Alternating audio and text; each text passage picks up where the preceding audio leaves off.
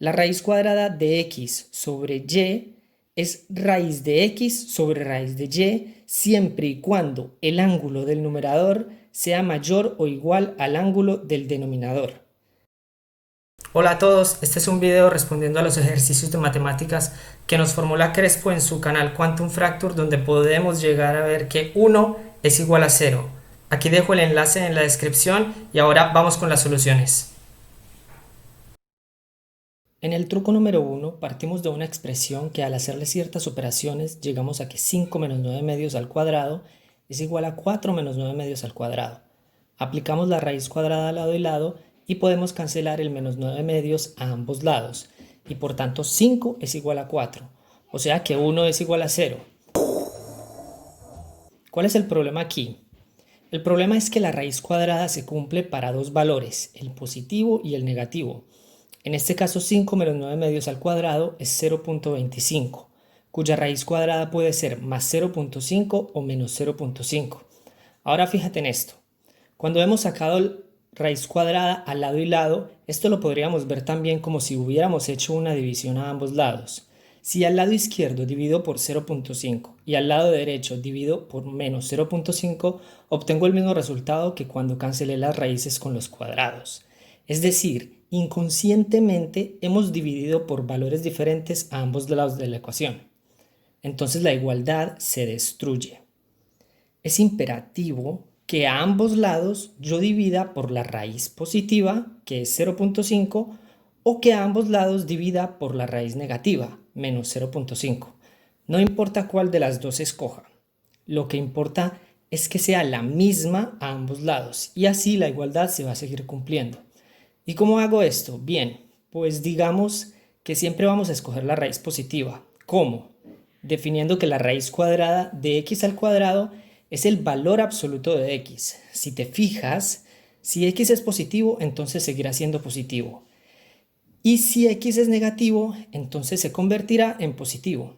Así me aseguro que aplicaré el mismo valor a ambos lados de la ecuación. Retomemos el problema original. Esta raíz cuadrada será el valor absoluto de 5 menos 9 medios y esta otra será el valor absoluto de 4 menos 9 medios. El valor absoluto de 0.5 es igual al valor absoluto de menos 0.5, el cual es 0.5 positivo y siguen siendo iguales. Entonces no se te olvide, siempre usa el valor absoluto cuando apliques raíz cuadrada a lado y lado. En el truco número 2, a es igual a b. Multiplicamos a ambos lados a y restamos b cuadrado.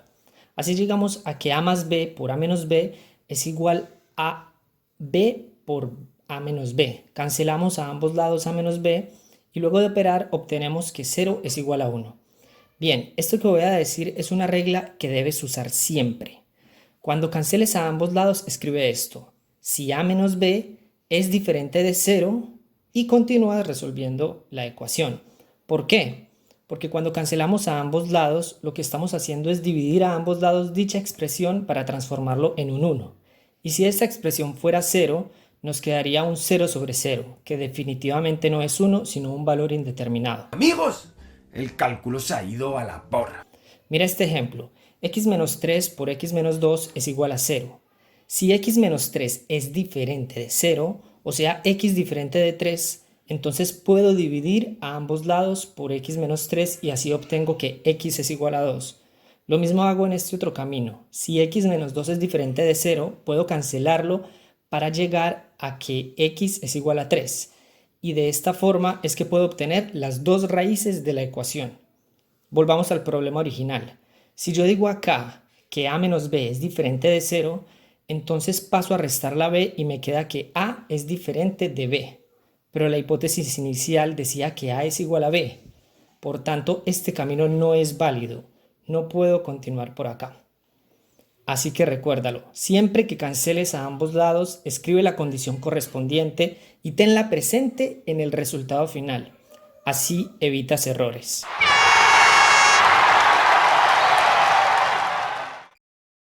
Bien, pasemos al truco 3, que usa números complejos y raíz cuadrada.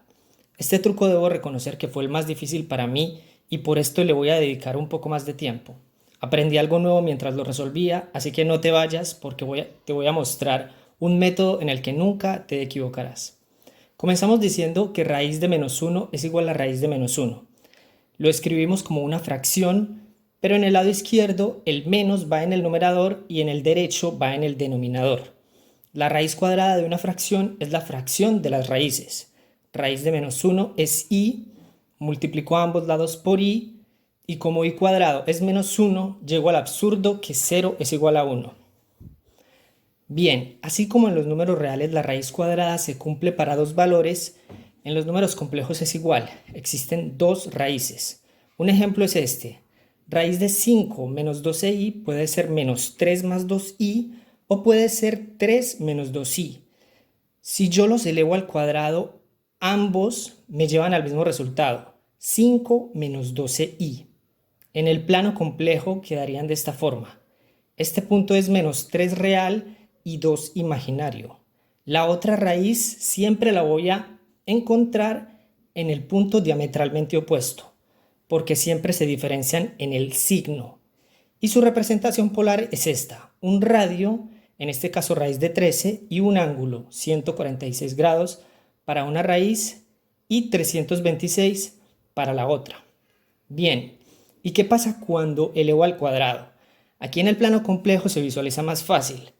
El radio de la raíz se eleva al cuadrado, o sea, raíz de 13 al cuadrado da 13, y el ángulo rota. Entonces 146 grados vuelve a rotar otros 146 y llegamos a 5 menos 12i. Lo mismo sucede con la otra raíz. Menos 33 grados, rotan otra vez menos 33 y su radio se eleva al cuadrado. Ahora miremos este ejemplo. Comienzo diciendo que las raíces son iguales, pero internamente factorizo de forma diferente. Cancelo el cuadrado con la raíz y como estos dos valores tienen signos diferentes, llego otra vez a un absurdo. Y tú dirás: sencillo, Julián, lo mismo nos sucedió en el primer ejercicio.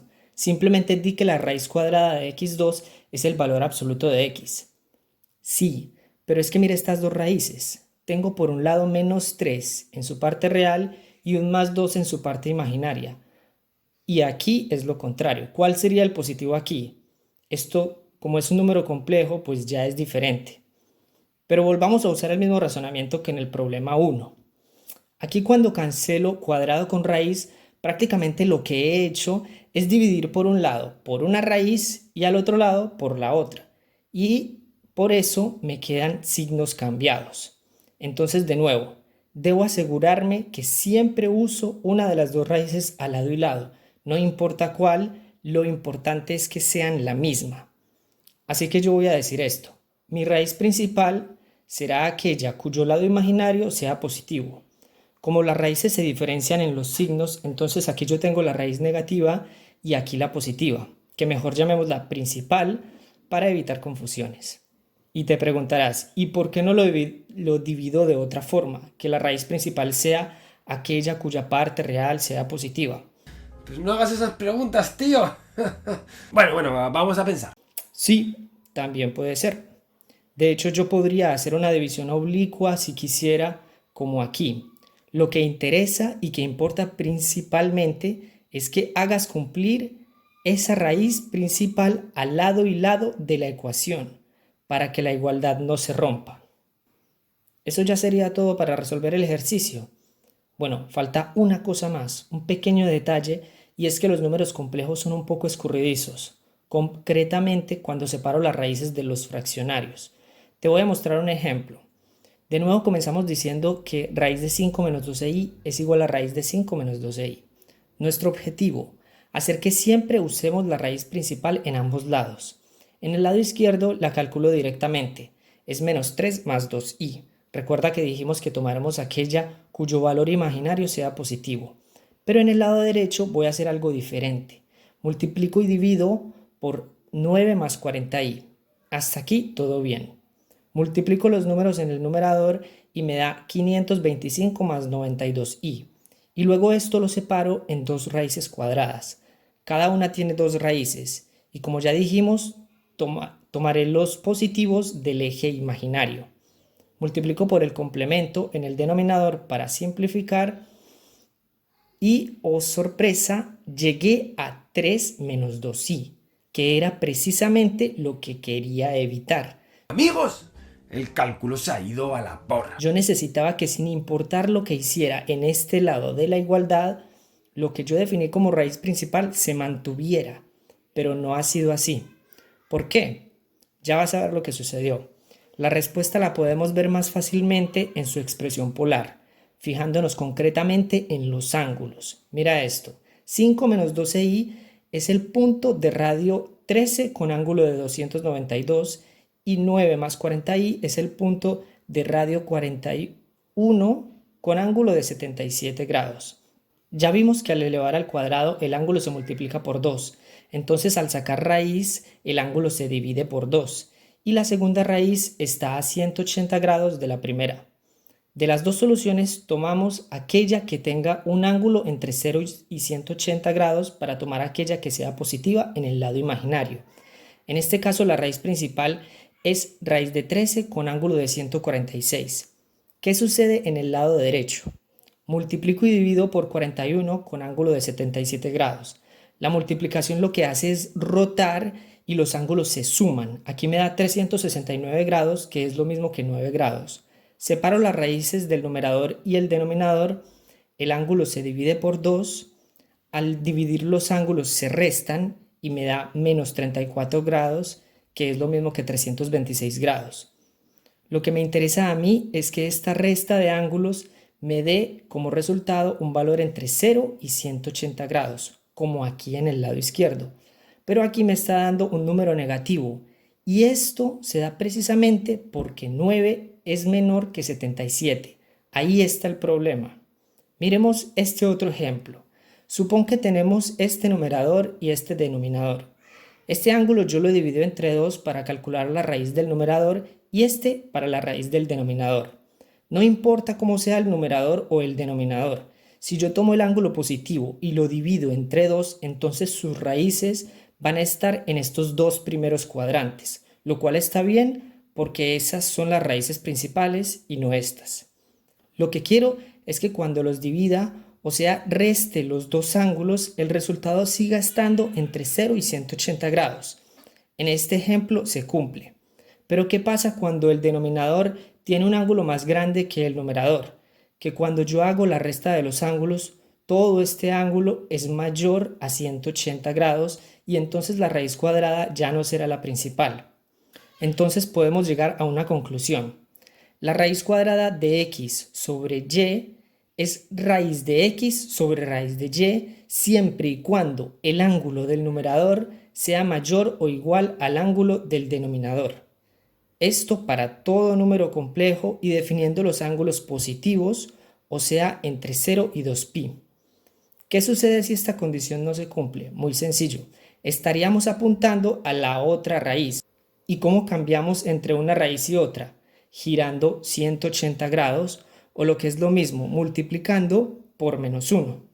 Entonces, cuando el ángulo del numerador sea menor al del denominador, al separar estas raíces debo agregar un menos para asegurarme que seguiré usando la raíz principal. Ahora sí, con esto podemos resolver el ejercicio de Crespo. Raíz de menos 1 es raíz de menos 1. Lo convierto en fracción. En este punto mi intención es separar las raíces del numerador y el denominador. Entonces me fijo en los ángulos. Menos 1 viene siendo 180 grados, mientras que 1 es el punto que está a 0 grados. Como 180 es mayor a 0 grados, separo las raíces sin problemas. Ahora vamos al lado derecho. El numerador es 1, o sea, ángulo de 0 grados. Y el denominador es menos 1, o sea, ángulo de 180 grados. Como 0 es menor a 180, entonces como dijimos aquí debo poner un menos para que siga usando la raíz principal. Cuando termino de operar, llego a que i cuadrado es menos 1, lo cual es correcto. Con esto ya lo tienes. Puedes usar esta fórmula para cualquier fracción y cualquier complejo sin temor a equivocarte y sin necesidad de estar poniendo el más menos en todas las raíces y descartando los falsos. Como punto extra te diré que en el caso de la multiplicación las raíces se separan si la suma de sus ángulos es menor a 2pi y se pone un menos si su suma es mayor a 2pi.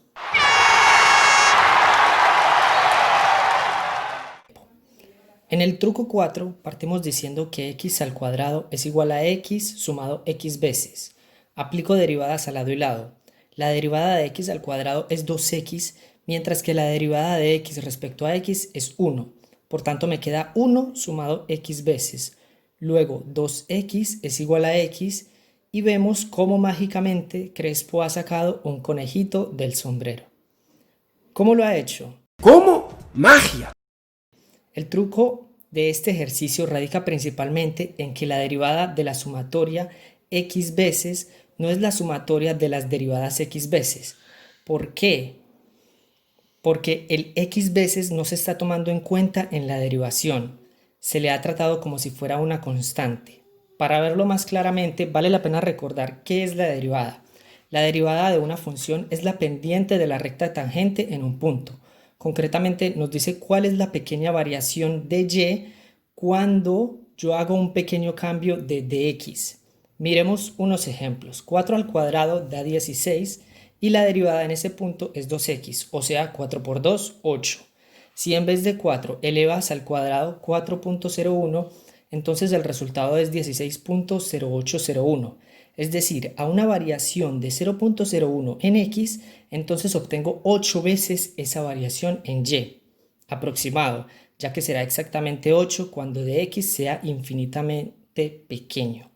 Si lo hago con 5, me da que su derivada es 10. 5 por 5, 25. Y 5.01 al cuadrado es 25.10. O sea que aquí la variación es de 10 veces. Otro ejemplo, 7 al cuadrado da 49. Su derivada es 14. 7.01 al cuadrado da 49.14, o sea 14 veces de variación.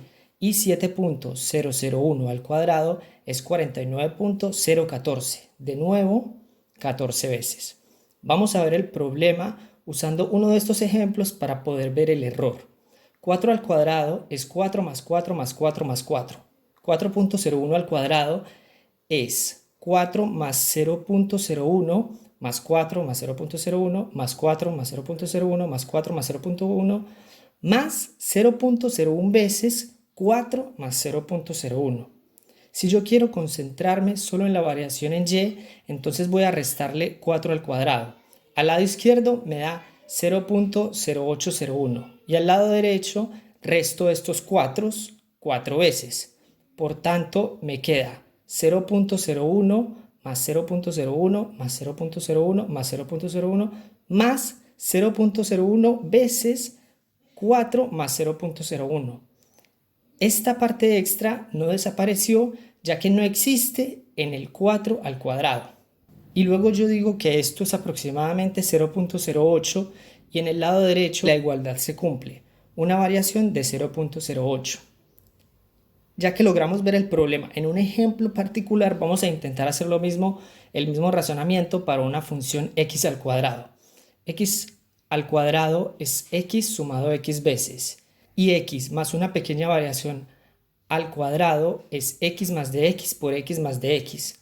Separo la multiplicación en estas sumas y por un lado digo que x por x más de x es x más de x sumado x veces más x por dx más dx al cuadrado, que se aproxima a 0 por ser muy pequeño.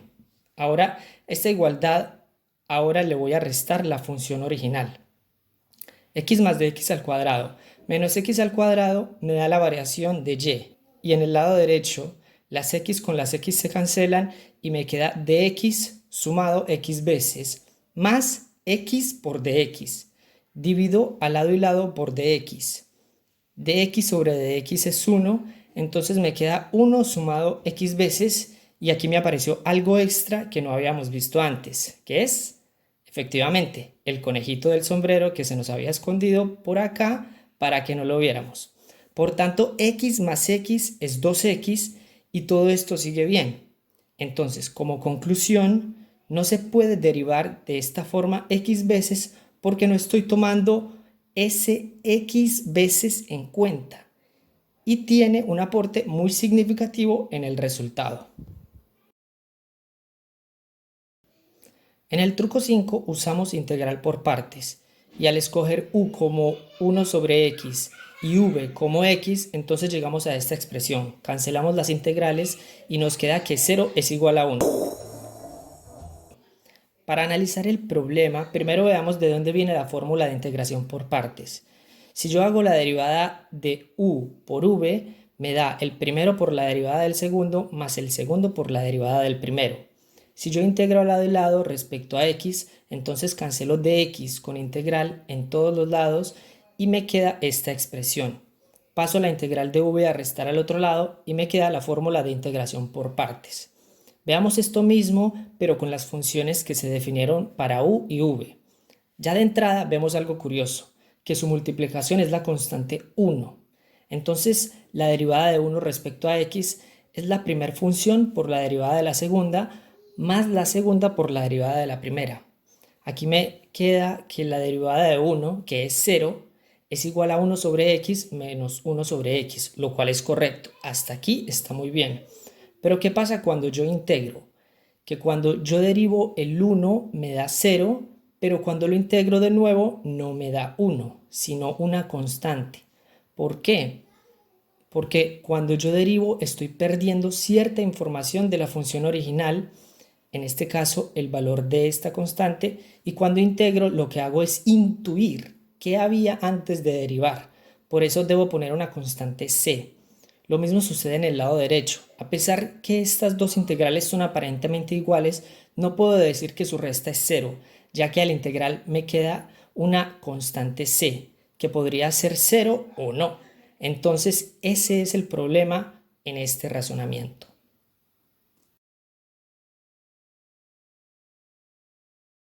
En el truco 6, Crespo nos muestra cómo al aplicar el logaritmo natural a un número complejo de forma diferente, podemos llegar a que i por pi es igual a menos i por pi y por tanto 1 es igual a 0. Veamos una cosa. El logaritmo natural de todo número complejo viene siendo otra vez un número complejo. ¿Cuál exactamente? Miremos este ejemplo. Este punto es raíz de 3 más i y en su forma polar es radio 2 con ángulo de pi sextos. Su forma polar se puede representar de esta forma: 2 por e elevado a pi sextos por i. Cuando yo calculo su logaritmo natural, el logaritmo de una multiplicación es la suma de los logaritmos. Por tanto, me queda logaritmo natural de 2 más logaritmo con e se eliminan y me queda pi sobre 6 por i. Es decir, el logaritmo de un número complejo me lleva al logaritmo de su radio en la parte real y a su ángulo en el eje imaginario. Pero ¿cuál es el problema? Que la representación polar puede tener varias representaciones para el mismo ángulo, ya que 0 grados es lo mismo que 360 grados, porque doy una vuelta. Entonces nos lleva a contradicciones. Miremos de nuevo el ejemplo. Aquí internamente yo podría multiplicar por 1, y 1 también es e elevado a la 2pi i. Sumo los exponentes y ahora el mismo logaritmo tiene una diferencia de 2pi en el lado imaginario. ¿Por qué? Porque 2pi es dar otra vuelta más y no pasa nada, sigo estando en el mismo punto. Entonces, cuando yo calculo el logaritmo natural al lado y lado, debo sumar al lado y lado un 2πk en el lado imaginario, siendo k cualquier número entero y las k's podrían ser diferentes. Entonces, para este ejercicio en concreto, si k1 es 0 y k2 es igual a 1, la igualdad se seguirá cumpliendo. Y también veamos una cosa, a pesar que menos pi es diferente de pi, si lo miramos en los ángulos, veremos que ambos apuntan al mismo punto, menos 1, solo que por caminos diferentes. Entonces, este es el error de este ejercicio. Y esto sería todo. Muchas gracias por ver el video, gracias a Crespo por este reto que me ha gustado mucho. Chao.